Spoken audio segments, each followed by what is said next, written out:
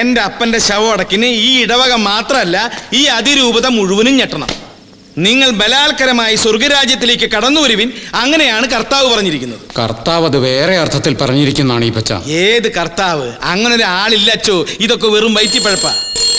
ഓ ദേ വേറെ ആരാണ്ടോ മരിച്ചു. അച്ഛൻ ഇന്ന് കോള് തന്നെ. ഈ ഇടവകയിൽ ഇന്ന് എന്താ കൂട്ടമരണോ? ദേ ഫോൺ ഞാൻ എടുക്കാം. അച്ഛൻ എളുപ്പം ഒന്ന് റെഡി ആയിക്കോ.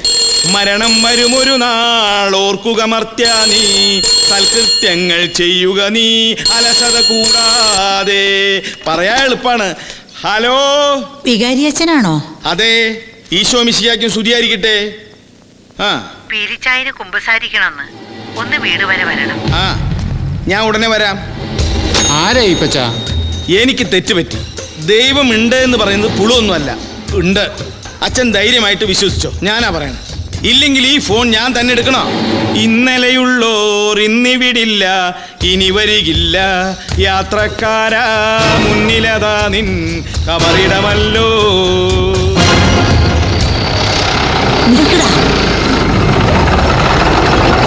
അതാ ഈപ്പച്ചനല്ലേ? കൂടെ ഉള്ളത് ആരാ? സാറാമ്മച്ചിയുടെ ആങ്ങള ശാണ്ടി. ഓ, പാതാളക്കരണ്ടിയിലെ ചട്ടമ്പി. എന്താ ഇപ്പ? അല്ല, കൊച്ചാങ്ങളെയോ? ഇതെന്താ ഈ നേരത്തെ? വിവരങ്ങളൊക്കെ അകത്തോട്ട് കയറട്ടെ. എന്തോ കുഴപ്പമുണ്ടല്ലോ.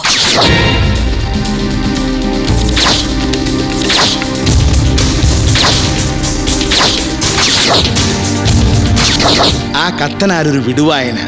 കുമ്പസാര രഹസ്യം നാട്ടുകാരും മുഴുവൻ അറിയും. എന്റെ അപ്പനോ പോയി. വയസ്സാം കാലത്ത് നിന്റെ അപ്പൻ കൊലക്കുറ്റത്തിന് കയറേ തൂങ്ങും. അതുമല്ല, മോഷണം മുതലൊക്കെ തിരിച്ചു കൊടുക്കാന്ന് പറഞ്ഞ പിന്നെ ഈ വീട്ടിൽ ഉപ്പുഭരണി മാത്രമേ ശേഷിക്കുള്ളൂ കുട്ടപ്പ.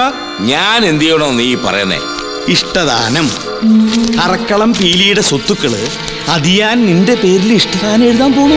ഇത് വല്ല നടക്കുന്ന കാര്യമാണോ അളിയ? എടാ ഈപ്പച്ച, എന്റെ അപ്പന് ഇപ്പോഴും 2 പേരുടെ വിലവാ. അത് താൻ വിട്ടുപിടി. ഇങ്ങോട്ട് വന്നേ. നിങ്ങൾ ഇങ്ങ് വന്നേ. ഇങ്ങോട്ട് വാ മനുഷ്യ, വാ.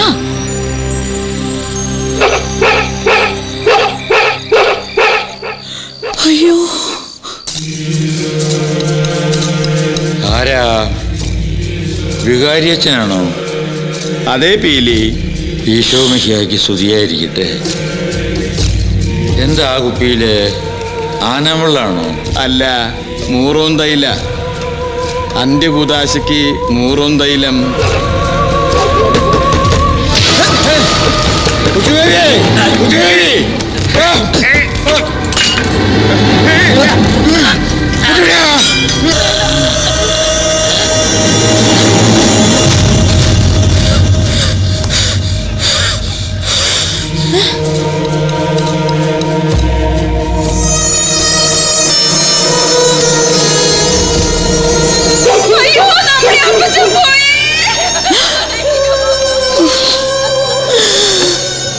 കർത്താവേ, എടാ ഈപ്പ, നീ എന്റെ അപ്പനെ ചതിച്ചു കൊന്നല്ലേടാ?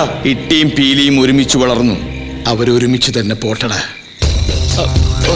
ഈ കടലാസുകളും കൊണ്ട് ഞാൻ അങ്ങോട്ട് പോവുക. ചാകുന്നതിന് മുമ്പ് പീലിച്ചായൻ എന്നോടൊരു വാക്കു പറഞ്ഞു.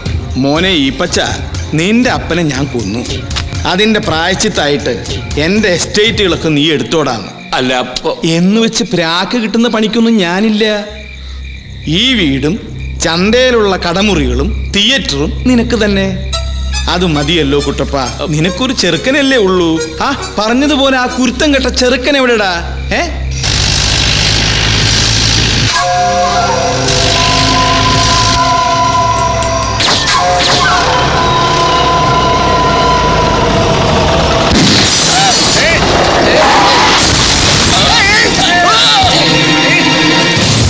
കൊല്ലടാവനെ.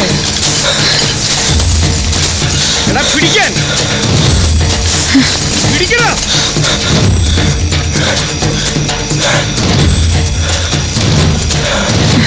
ഒരു കൊച്ചുബേബി, ചാണ്ടിച്ചായനെ കൊല്ലല്ലടാ. എടാ, ഒരു അബദ്ധം പറ്റിപ്പോയതാടാ.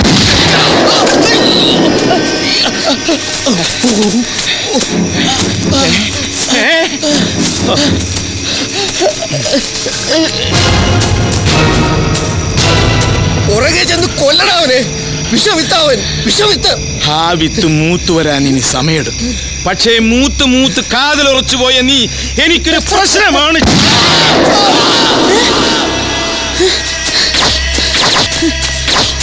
പറഞ്ഞു കേട്ടെടുത്തോളം ഇൻബോൺ ക്രിമിനലാണ് ഈപ്പൻ. അയാളെ കുട്ടപ്പച്ചാൻ വീണ്ടും വിശ്വസിച്ചത് എന്താണ്? തിരുമണ്ടനല്ലേ ഇത്, ഭീരു.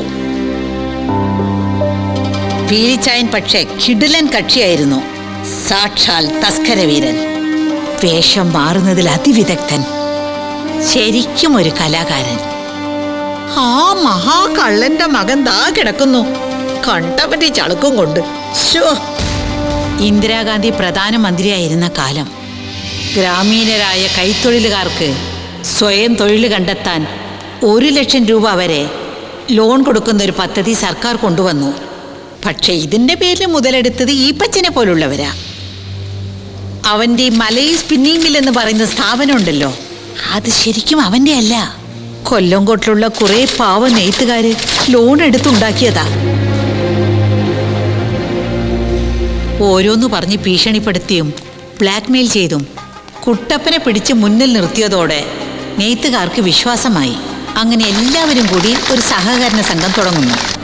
പുതുക്കാടുള്ള കുട്ടപ്പൻ്റെ 10 ഏക്കർ റബ്ബറാണ് കമ്പനിയുടെ ഫസ്റ്റ് ഇൻവെസ്റ്റ്മെൻറ്റ്. നെയ്ത്തുകാരുടെ വീതമെന്ന് പറയുന്നത് അവരുടെ കിടപ്പാടം. ഈപ്പൻ വെറും 1000 രൂപ ഷെയറുള്ള സാധാ മെമ്പർ. പക്ഷെ 5 കൊല്ലത്തിനുള്ളിൽ കുട്ടപ്പനും നെയ്ത്തുകാരും പുറത്ത്. സംഘം ഈപ്പൻ്റെ വകയായി. ഇന്നല്ലെങ്കിൽ നാളെ ഇവനെ ചവിട്ടി മിതിക്കാൻ ഒരുത്തൻ വരും. അല്ലെങ്കിൽ ഞാൻ വരുത്തും. ആരെ വരുത്തും? എൻ്റെ പീലിച്ചായൻ്റെ കൊച്ചുമോനെന്ന് പറഞ്ഞാ എൻ്റെ കൂടെ കൊച്ചുമോനാ. ഞാൻ പറഞ്ഞാൽ അവൻ വരും. കൊച്ചു ബേബി.